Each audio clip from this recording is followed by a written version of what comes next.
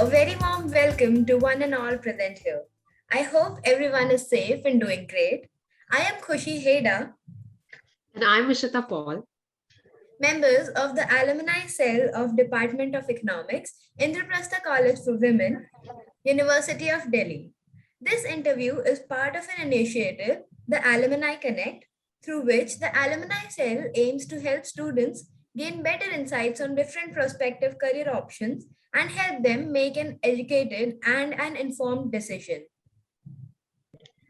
Today, we are in conversation with Miss Anisha Garg, a, distinct, a distinguished alumna of the Department of Economics of Indraprastha College for Women.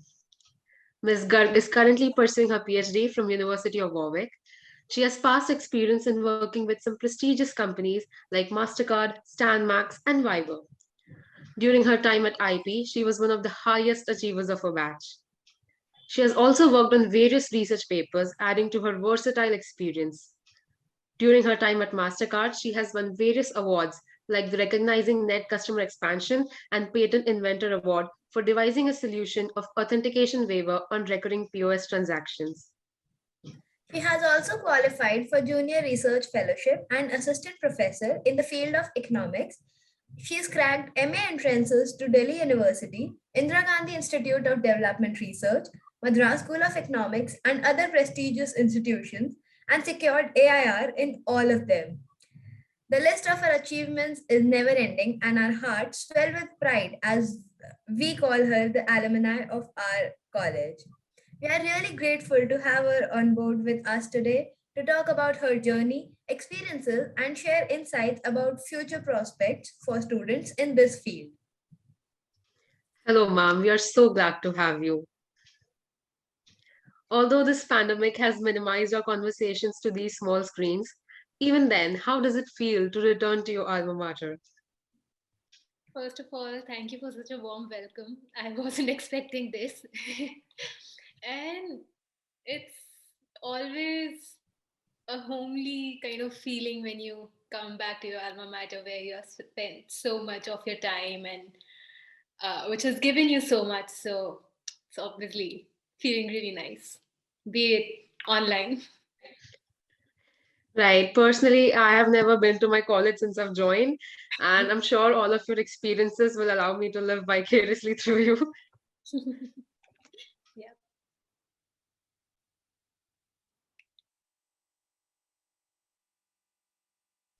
Kushidi, you're on mute.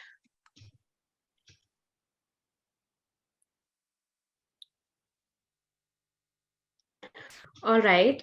So, as you know, most of us haven't had the opportunity to go to college and experience college life. We would love to know about your time at IPCW, and in retrospect, what role do you think IP College has played in the development of your persona?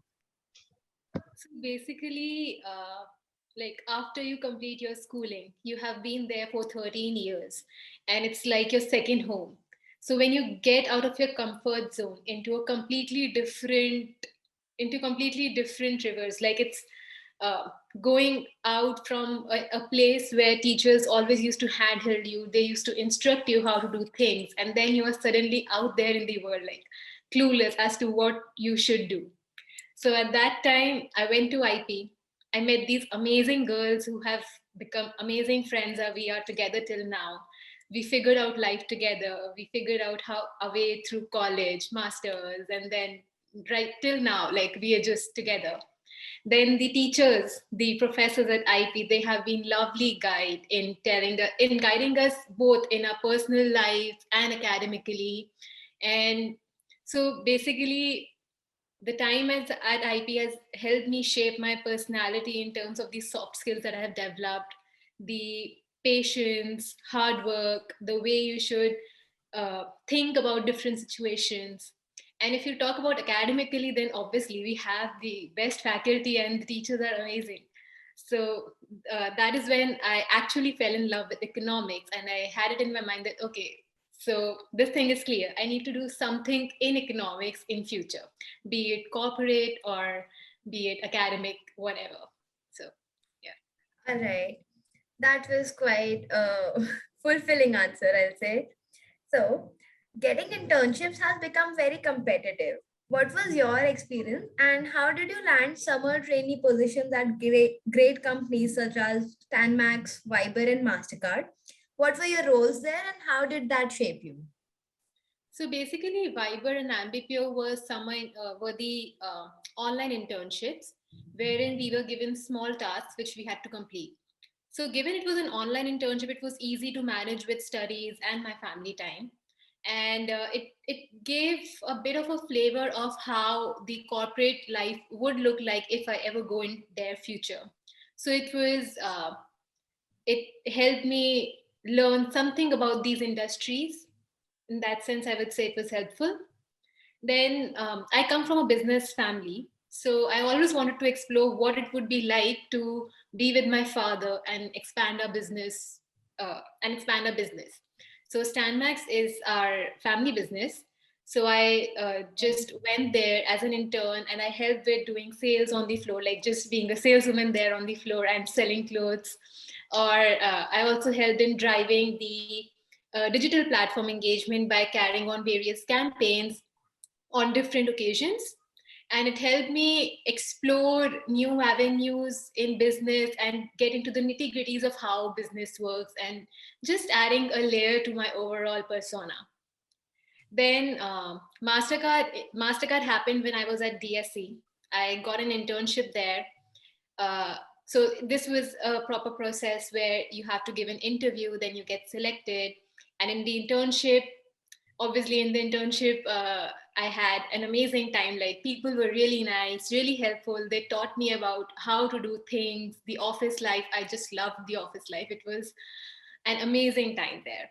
But along with that, we had to give presentations of whatever we were doing, and we were grilled thoroughly in our midterm. And then we had a final presentation, and we had a nice farewell. And after that, I got a PPO.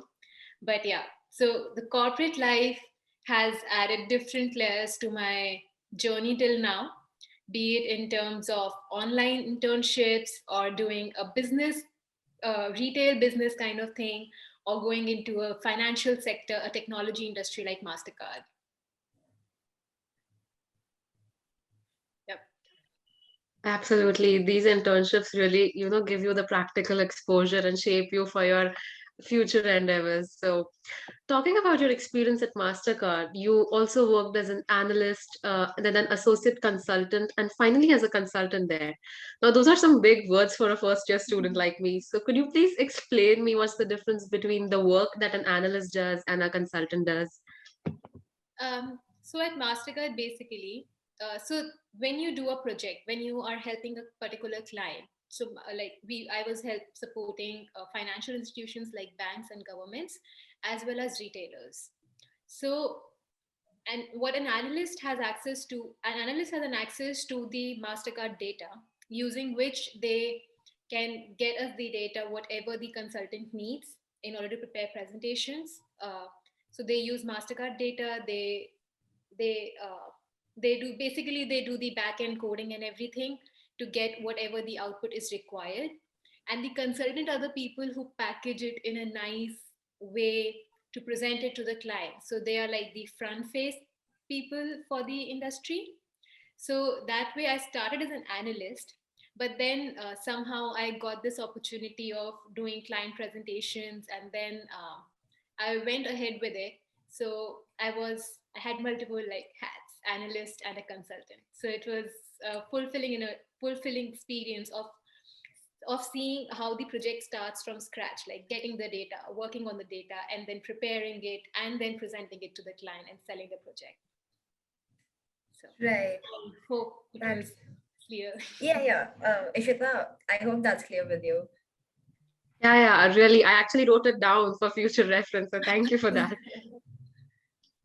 No, I'll So, also like whenever you need any help or anything, I can help you in more detail if you want. That's so we're nice very of you. grateful Thank you for so that. much.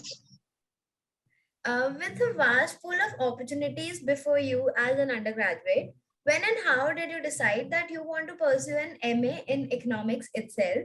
And what were the other options that you considered apart from MA? To be honest, it was not a thought about decision, because like you are an undergrad, I was also there at some point and I was totally clueless as to what I should do. But Yeah. I don't want to do an MBA because everyone is doing an MBA. I know it's a stupid reason, but at that time I just thought, no, I don't want to do an MBA. And apart from that, coming from a business family, I'd always thought that I would be in my family business sometime. But I had this in mind that before getting into my family business or before starting working, I need to get a postgraduate degree. That was something that I just wanted. So me and my friends, once we were just chatting, and then we decided, okay, yeah, let's start the MA coaching. So we joined EcoPoint, and then we just started preparing for the entrances. So uh, we were just going with the flow at that time. We had no clue about what we wanted to do, but we knew that we wanted to do economics, but not what exactly we wanted to do. All right. So, what piece of advice would you give to a second year student like me before settling onto a career option? I would say that you should not be too harsh on yourself. You should just go with the flow. Like I have been going with the flow. Take things as they come. I always do anything that interests me. Like I love exploring new things, learning new things. So if you have something in mind, just go for it, because now is the time that you can explore things before settling onto something. Hmm. So if you feel that you want to try corporate, or if you feel that you want to try academia, try both. You can always come back to either of the two if in future you feel, oh no, I should have gone back to the corporate, oh no, I think I am better suited for academics. But if you're Right. not clear, then you should just try and explore everything. That's what life is about, I guess. Okay. Exactly. You don't really understand until and unless you try. So trying should be the very first option. Yeah, otherwise you will just have regrets. Oh, I should have tried that corporate job I once got, or I should have tried that. So it's better that Right. you listen to what your heart and mind says and do everything, because it's your life. You have to make it large. Right. You told us about your preparation time before MA entrances.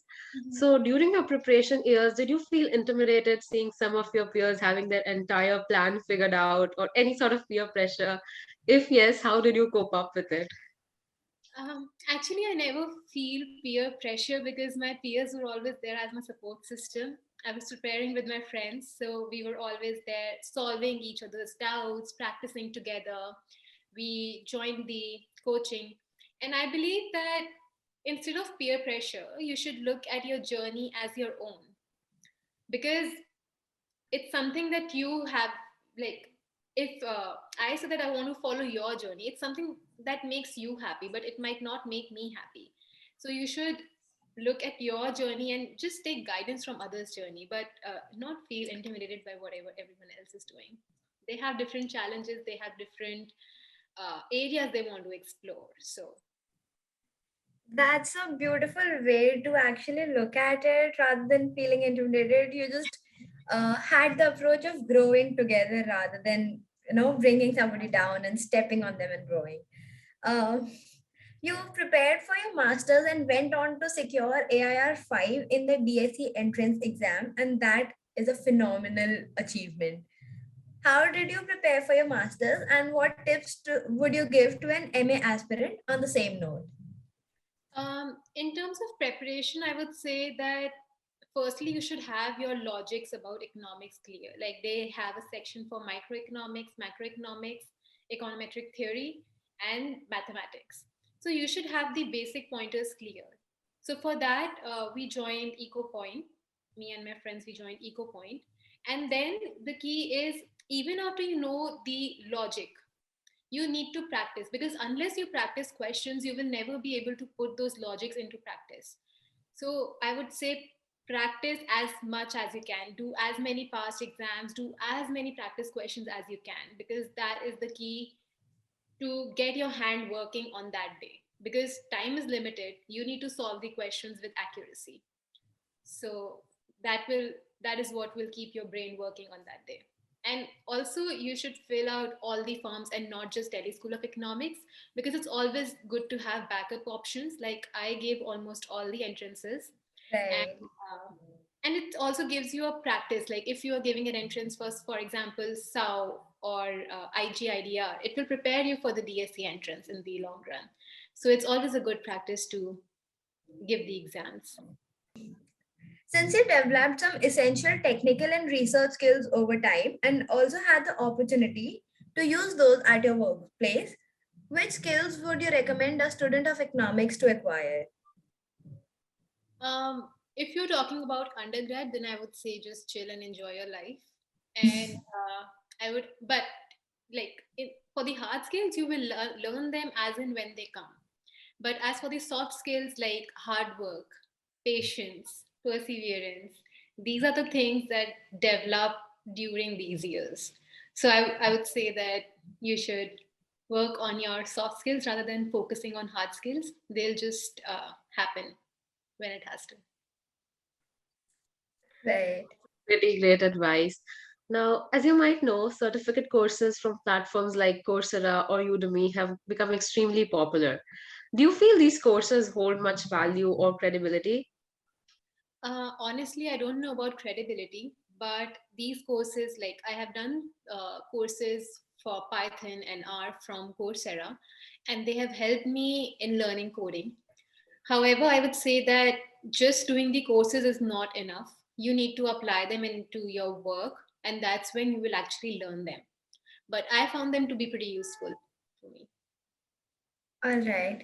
I wanted to ask. Exactly. I actually even read an article where it was talking about how the future of work is going to be about skills and not about the college degrees. So these courses really help you get them, right?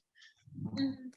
Yeah, basically, um, these courses help you in learning what the basics of the techniques are, so that when you see them on the workplace for the first time, you will not be intimidated by them.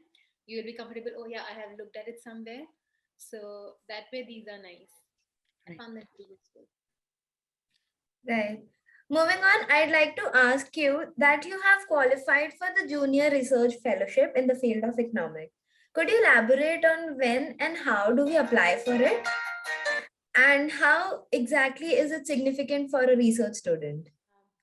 I gave JRF in July, and I think the rules have changed or something has changed. So I'm really sorry, but I'm not a useful resource for getting information about JRF. I have no idea. All right, no worries. Okay, so in your endless list of achievements, you have also exceptional scores in exams like GRE and TOEFL. When did you start preparing for them? Did you do it alongside your job or did you take a break from your job at that time? So I gave GRE and TOEFL in August, and I started preparing alongside my job. But then before the GRE exam, I took a 1 week break just to be in the GRE mode and not think about work. As for TOEFL is pretty easy. It's not that you would need to take a break from anything, because it's elementary level reading, listening, speaking, and writing. For GRE, because it's elementary mathematics, which we forget after we leave class fourth or fifth, seventh, eighth. So that is what you need to uh, get into. So that is why GRE preparation takes time. At least it took for me. You prepared for it alongside your job. That must have been quite hectic. Like, what was your daily schedule like? I took this subscription from Magoosh. They had a 1 month preparation plan. So they have a beginner and an advanced version. So I started with the beginner version. What I used to do was I used to get up early in the morning, and then I used to look at their sessions and study. And at night, after I completed my work for the day, they had these practice questions which we had to finish every day. So I used to do them at night and check my answers and then go to bed. And then after I finished their beginner and advanced version, then I took a break of 1 week and did all the sample papers. And All right. I don't know if this works or not, but for example, if my slot for GRE is 9 to 12, then I tried giving the sample papers at that particular time so that I'm awake when I'm at the center. Right. I've heard about this a lot. Like whenever we see like some study tips or anything, it's very explicitly mentioned that try studying at the same time so that your mind is most awake at that time. Yeah. Um, so these preparations can definitely get very overwhelming. So I'd like to ask you, how did you cope up with your emotions then, and what activities would you seek your refuge in? In terms of activities, I think working out helps me a lot. Even when I'm here alone, I do yoga to just bring the energy down and refill me with energy and take away all the bad energies from me. When I was home, then I had my mother and my entire family with me, with whom I could just talk and vent out.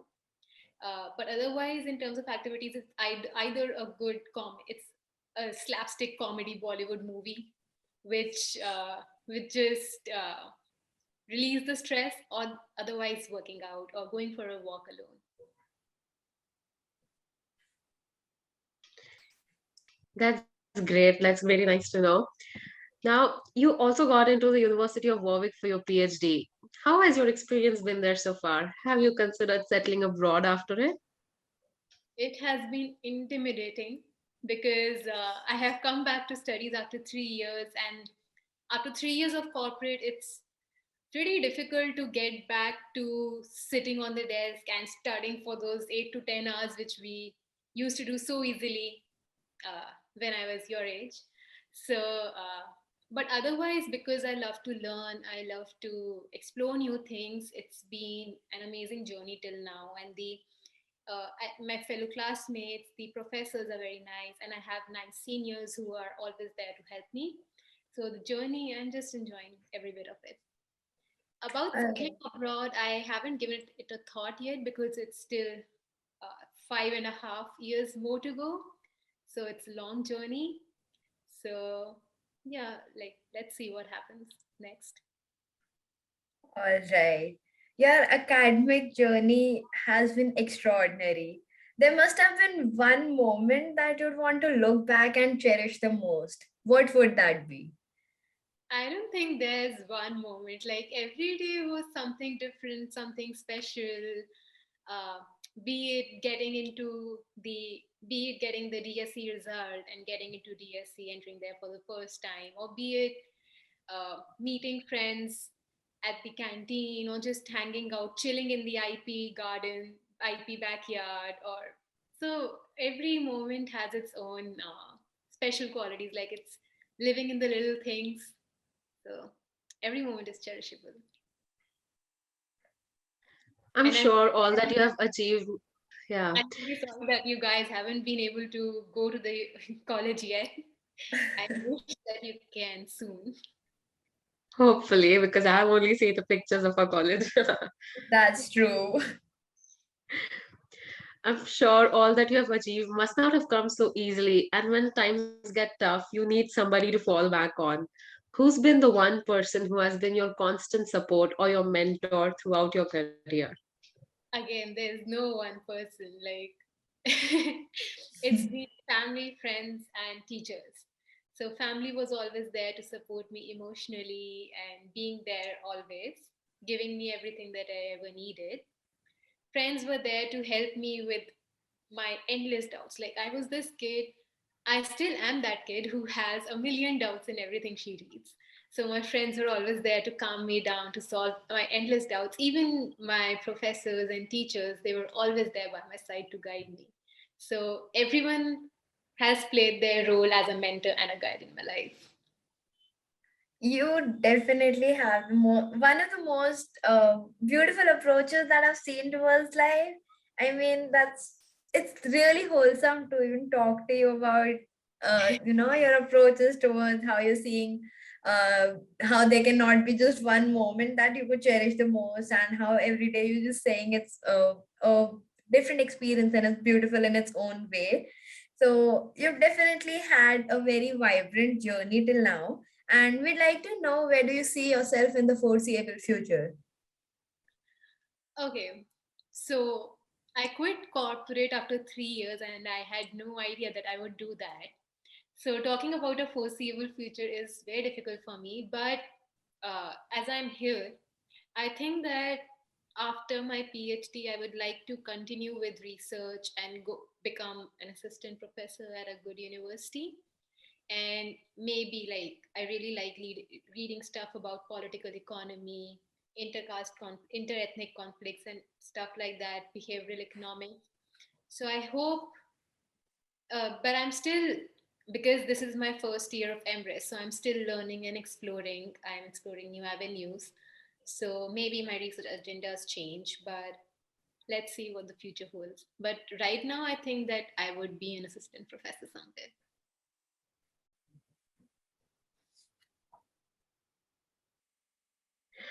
Well, best of luck for that, ma'am. And thank you so much for sparing out time from your busy schedule. This interview has been really enriching for us, and it was wonderful connecting with you and listening to your experiences as well. We take immense pride in having you as our alumna. On behalf of the Alumna Cell and the entire student body, we wish you luck for your future. Thank you so much. Thank you so much.